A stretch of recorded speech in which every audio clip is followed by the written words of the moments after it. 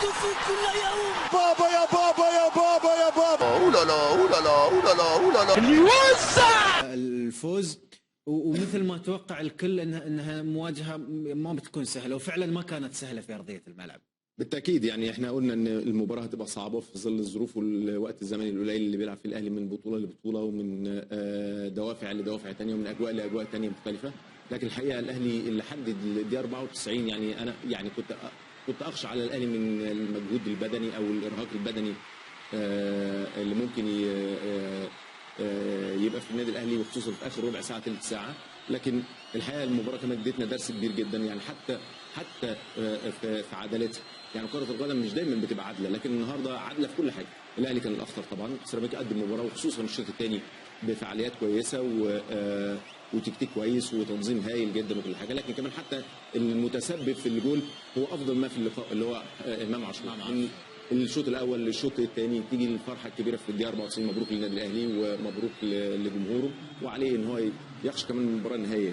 تحس ان امام عاشور اليوم تحمل المسؤوليه وكانه لاعب خبره كبير، يعني فعلا يعني حمل المباراه على كتفه اليوم في اكثر من لقطه، في اكثر من فرصه، مجهود فردي، وفي النهايه وكانه كوفئ بهذا الهدف. ده حقيقه محمود. وبرضه ده طبعا في البدايه ببارك للكابتن سيد على المباراه والصعود للنهائي. هم فعلا النهارده الاهلي يستحق ان هو يبقى موجود في النهائي.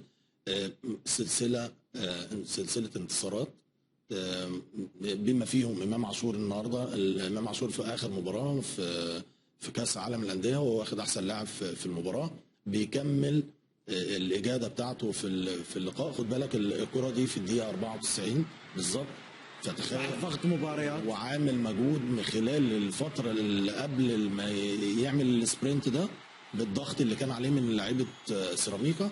هو كان يعني بلغه الكره بنقول واقف على رجله كويس في اللقاء. يعني انا بحييه على الاداء اللي بيقدمه في المباراه. لكن انت برضو مش عايزين نغفل سيراميكا النهارده قدم مباراه كويسه جدا. الشوط الثاني وصل لمرمى النادي الاهلي بانفرادات بعدد زياده في الناحيه الهجوميه، ولكن كان ينقصه التركيز في انهاء الهجمه.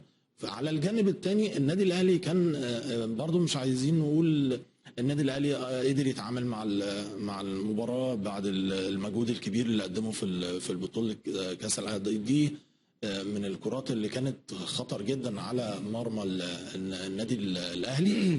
لكن انا برضو النادي الاهلي بيعرف يتعامل مع دي. الكره دي جت في العارضه في بدايه الشوط الاول، في الشوط الثاني.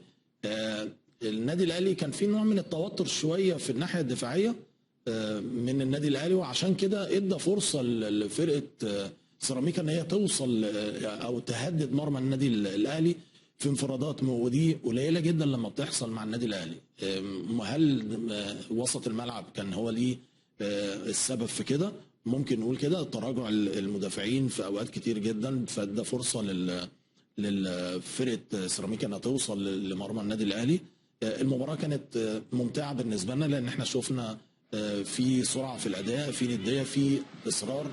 طبعا الكره دي فيها يعني باد لك كبير جدا لسيراميكا. نشوف حاليا الفرص بشكل تعامل التعامل مع الكره دي كان لازم يبقى فيها يعني تبقى افضل من كده شويه.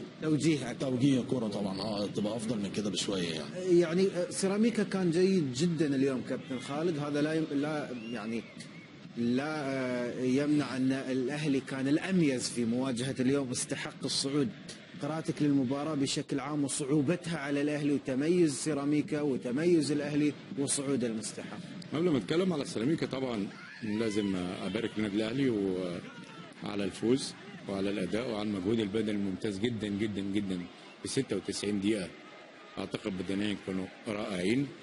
في بعض الامور السلبيه اللي كانت موجوده في الشوط الثاني دي يمكن خلت فريق سيراميكا في بعض الوقت كان افضل نسبه من النادي الاهلي. منها مثلا هبوط مستوى السوليه شويه لان رتم المباراه مش موجود عنده، ده رقم واحد. افتقاد تماما النادي الاهلي الجبهه اليسرى اللي فيها معلول اللي بعد كده اشتغل فيها امام عاشور. الجبهه اليمنى اللي في محمد هاني قليله جدا حتى بعد خروج بيرسيتاو. تغييرات الراجل في بعض الاوقات يا محمود ما كانش تغييرات يعني جيده، حتى متاخره شويه، وده يمكن برضو امر غريب بالنسبه لمارسيل كولر. في النهايه الاهلي قدم جيم رائع 45 دقيقه في الشوط الاول والشوط الثاني امام فرقه محترمه جدا جدا. فرقه من وجهه نظري على المستوى الفني افضل من الفرقتين اللي شفناهم في المباراه الاولى وبريمز، مع احترامي وتقديري. طبعا اذا اتكلمنا على الاهلي، امام عاشور يعتبر في الوقت الحالي هو رجل المباراه الاول، لانه عمل او صنع كل شيء في اللقاء. عجبني شكل كوكا واداء كوكا في نص الملعب، لان اخطائه قليله جدا جدا، وده برضو امر كان جيد جدا بالنسبه للنادي الاهلي. هل لو تفضل لا اتفضل لكن بسال كابتن سيد، اروح بس اتفضل وبعدين اكمل على سيراميكا. كنت بسالك كابتن سيد، هل لاحظت التاثير البدني اللي تحدثنا عنه قبل المباراه، هل لاحظته موجود فعلا على لاعيبه الاهلي؟ الحقيقه ما لاحظتوش عشان نروح الاهلي، عشان نروح فرقه النادي الاهلي وروح لعيبه النادي الاهلي ووجود الجماهير العظيم ده اللي موجوده في الاستاد النهارده يعني.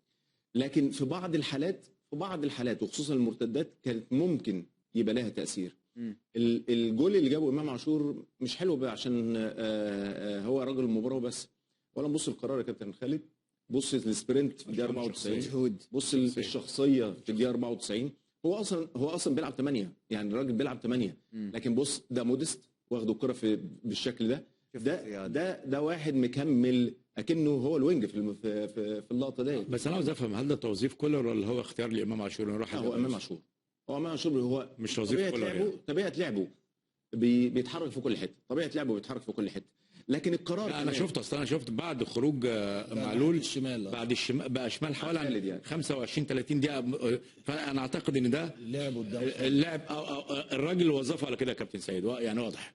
طيب بس في الحته ديت اقول ان امام عاشور يعني طب راجل المباراه طبعا يحسب لعيبه النادي الاهلي اصرارهم على الفوز لحد الثانيه الاخيره. ما حسيتش زي ما قلت لك غير في بعض الحاجات الفرديه، المجهود البدني او الارهاق البدني اللي كان موجود، لكن روح لعيبه النادي الاهلي وشخصيتهم واصرارهم على الفوز تحقق لهم ما ارادوا. الشوط الاول طبعا لو كان وضع طبيعي يبقى فيه تفوق رهيب جدا للاهلي. الشوط الثاني عدل الكابتن ايمن الرمادي شويه من نص الملعب بوجود توني اللي اضاف يعني غلق المساحات وخصوصا اللي كانت في العمق، مع تراجع السوليه وكوكا كمان في الشوط الثاني بالذات. يعني كريم فؤاد خد ال 90 دقيقه كلها، كنت متخيل ان هو ممكن يعني يبقى كريم فؤاد ما يكملش 90 دقيقه، لانه برضه واحد من الناس اللي راجع من الاصابه. لكن الحقيقه حتى مودست شويه اللي لعبهم ما كانش بطال يعني، ما كانش بطال يعني.